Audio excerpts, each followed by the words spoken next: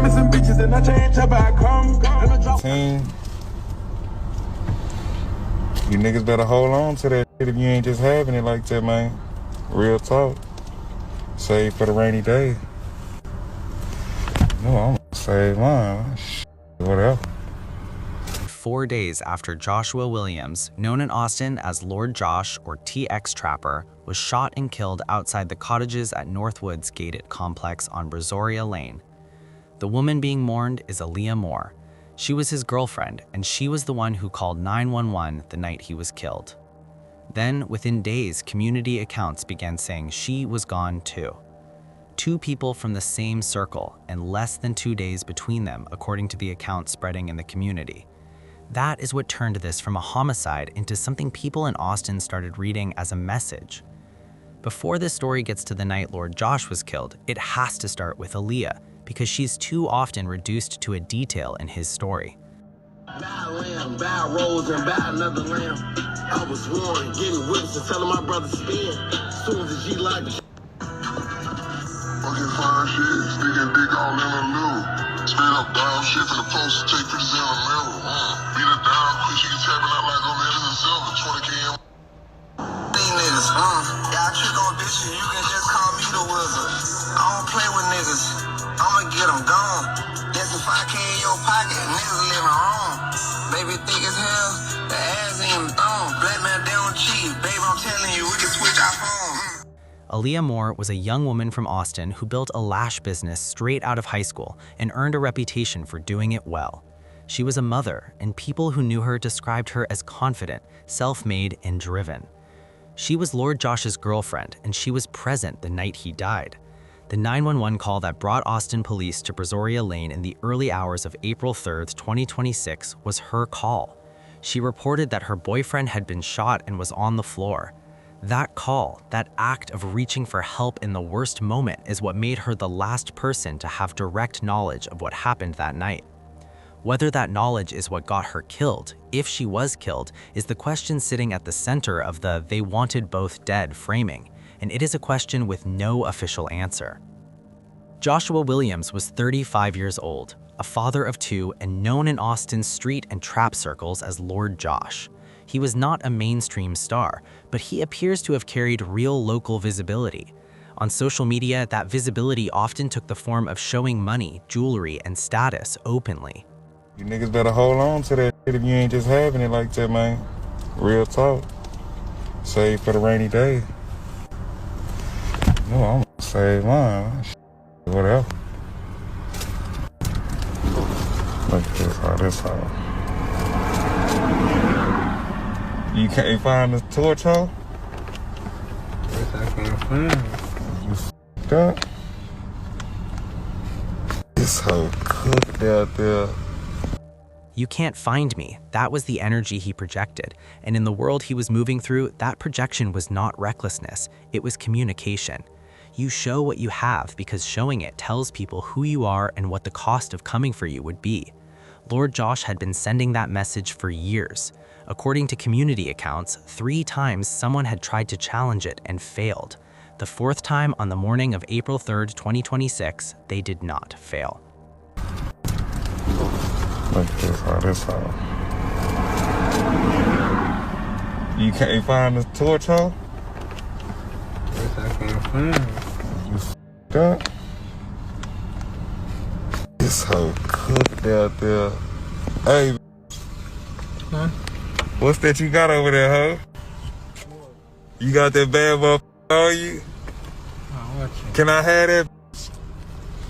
Yeah. That ain't my money. That's his bike. He f***ed up. He fresh out. He ran over these niggas. Nigga been out 10 days. Sick of you. I'm sick of him, though.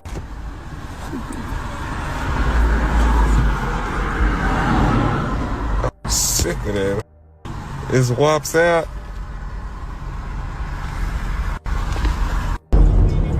We on our way to pick up motion. Austin's public image does not usually center stories like this one, but for the part of the city Lord Josh moved through, visibility, local status, and conflict were closely tied in ways that made social media presence carry real risk. He was a father of 2. He had people in his life who depended on him. He had a girlfriend who clearly loved him and who built her own successful life alongside his. None of that insulated him from the conflict that had been following him for years, and none of it made the target on his back disappear. In the world Lord Josh was navigating, the people around you do not make you safer. They become attached to the same risk. Aaliyah Moore did not create the situation that got Lord Josh killed, but she was present for it, and by community account, that presence cost her everything too. The 3 prior attempts are described in community accounts and covered in the YouTube video this story draws from. They have not been officially corroborated as a confirmed sequence in Austin Police Department records and are presented here as community-sourced context rather than verified fact. The first and most documented happened on September 20th, 2021 on Bandera Road in East Austin, when Lord Josh was in a vehicle with his friend Daryl Ray Davidson, known as Pa, when gunfire broke out. Community accounts say Lord Josh was the intended target, but Pa was struck and killed instead. Ronald Charles later turned himself in to the Travis County Jail. Pa's death was what gave the first reported attempt its weight. Lord Josh survived, but someone beside him did not. After that, people around him said the threat never really went away.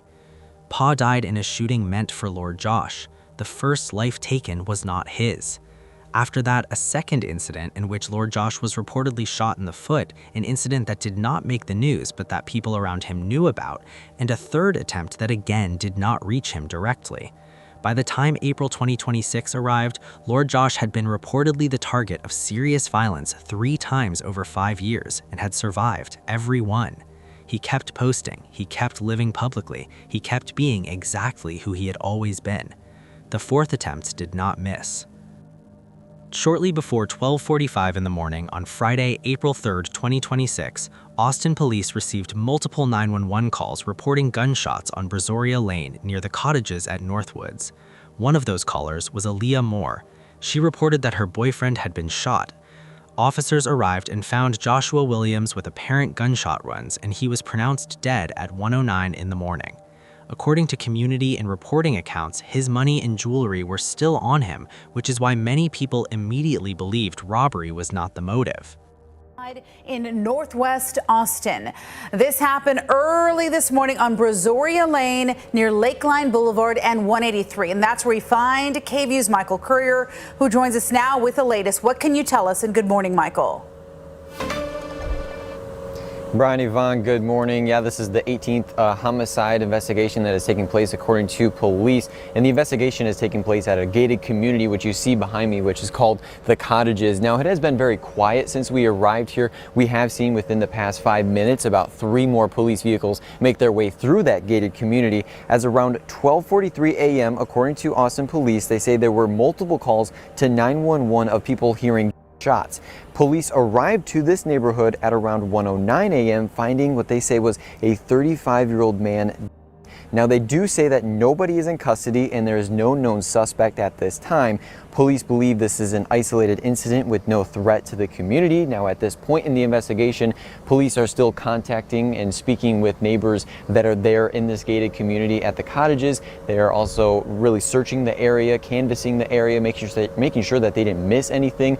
And Austin police are also saying if there is anyone out there that may have any information to this homicide investigation, to contact police. Reporting live in Northwest Austin, Michael.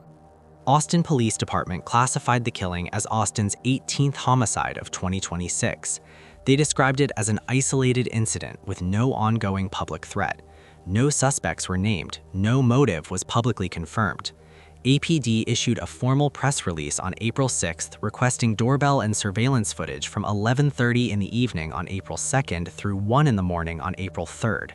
A $1,000 reward was made available through Capital Area Crime Stoppers. As of April 22nd, 2026, no arrests had been made. Continue to follow the person who shot and killed a man in East Austin is still on the run this morning. I'm Sally Hernandez. And I'm Tom Miller. Last night, several people called 911 saying they heard shots on Bandera Road. It's off of Springdale Road near MLK Boulevard. When officers got there, they found a 27-year-old man badly hurt.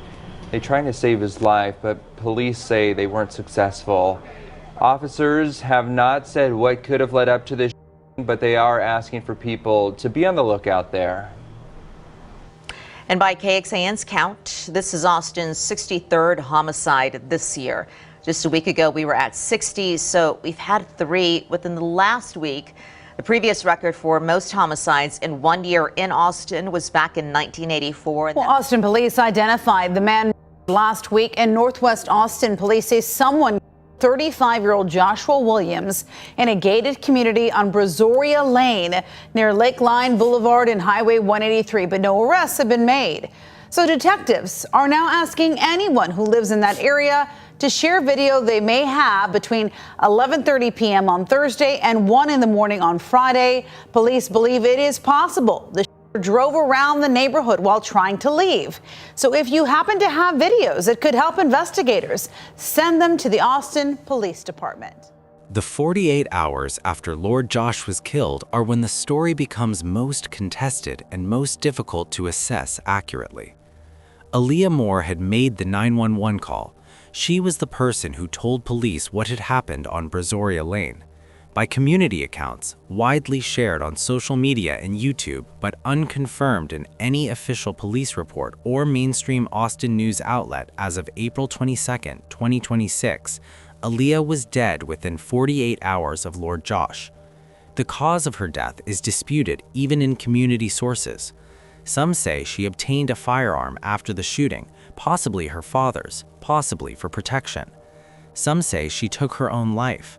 Others say her death was made to look like something it was not, that whoever ordered Lord Josh's killing also wanted the woman who made that 911 call permanently silenced. That last theory is the "they wanted both dead" reading of this case, and it has a specific logic. Once the act is done, the shooter is a known risk, but the witness, the person who was there, who called the police, who may have seen or known things that could lead investigators back to whoever ordered the killing, is a different kind of risk, a risk that does not expire. If Aaliyah knew something that could identify who came for Lord Josh, then her existence after his death was a liability to those people. Whether they acted on that liability is a question that no official investigation has publicly addressed. What is certain is that the person who trained Aaliyah, who watched her build her business from scratch, who described her as keeping the bankroll and standing on her lane with confidence, that person posted on social media 4 days after Lord Josh died and said she was hurting in ways she did not have words for. That grief is real regardless of what the official record eventually confirms about the circumstances of Aaliyah's death. A woman who built something from nothing was gone. The exact shape of how does not change that. The case also raises a question about visibility. No official investigation has said Lord Josh was killed because of social media, but the kind of public posting he was known for may have made his routines and movements easier to read. The Austin dimension matters too. Lord Josh's case was the 18th homicide of 2026, but that number does not capture what the families left behind are actually living through. If the community accounts are true about Aaliyah, children on both sides of that relationship are growing up with unanswered questions. The people who knew him understood this. The community accounts describe a man who had been warned, who had survived, and who kept moving through the same world with the same energy because going quiet felt like its own kind of defeat. In the street economy he inhabited, visibility was not separate from credibility. To disappear from social media, to stop showing the money, to become less present, all of that would communicate something about who you were and what had happened to you. He chose presence instead. And on April 3, 2026, presence found him. Gun violence is on the rise in Austin, and police have a theory that legal gun owners may be at least partly to blame. That's according to a newly released APD study that takes an in-depth look at crimes in Austin involving firearms. Senior reporter Tony Plohetsky is here to explain. Tony? And Mike, this report takes a dive into 5 years of numbers and was done by APD's Crime Data Unit. That unit analyzes trends to try to figure out where the department should direct police officers. Now, according to this report, gun use in the city's most serious crimes, that's robbery and aggravated assault went from 631 in 2014 to 996 in 2018. That's a 57.8% increase. The report noted that violent crime increased overall during that period, but that 1 in 5 serious crimes involved a gun in 2014 compared to 1 in 4 in 2018. But the report also noted that the number of stolen was 4,241 during that 5-year period, and that the number of cases increased from 14 to 2018. Analysts think many of those were used to carry out crime in other parts of the city. Police Chief Brian Manley says the data should be a reminder to legal owners in our community. Being a state that has, the right to carry, and with having laws that allow firearms in vehicles, we recognize that. But that is both a challenge, but also an opportunity for the citizens really to step forward in the community to work with us on reducing the crime that's occurring, and that is by being responsible owners and ensuring that your weapon is safely and securely stored. The report says stolen more frequently happen in the northwest and southwest parts of the city, even though crime hotspots were downtown and along Interstate 35. The analysts who wrote this report say they hope it will not only help APD address violence, they also hope that it can be used for a larger community conversation on how to make Austin one of the safest cities in the country. Mike? As of April 22, 2026, Austin police had made no arrests and named no suspects in the homicide of Joshua Williams. The case remained active, and police were still requesting footage and tips from the area around Brazoria Lane. The money left on Lord Josh's body is the detail that cuts through everything else in this case and refuses to be explained away as a coincidence or oversight. In a robbery, you take the money. That is the point. Whoever came to Brazoria Lane that morning left everything, the cash, the jewelry, all of it, on a dead man's body. They were not there for what he had. They were there for him, specifically, personally, finally, after years of trying. The money left behind was not an accident. It was a statement. It told everyone who found that scene exactly what kind of killing this was. And if the community accounts are right about what happened to Aaliyah, then the statement didn't end with him. It continued for another 48 hours until both people connected to that night were gone.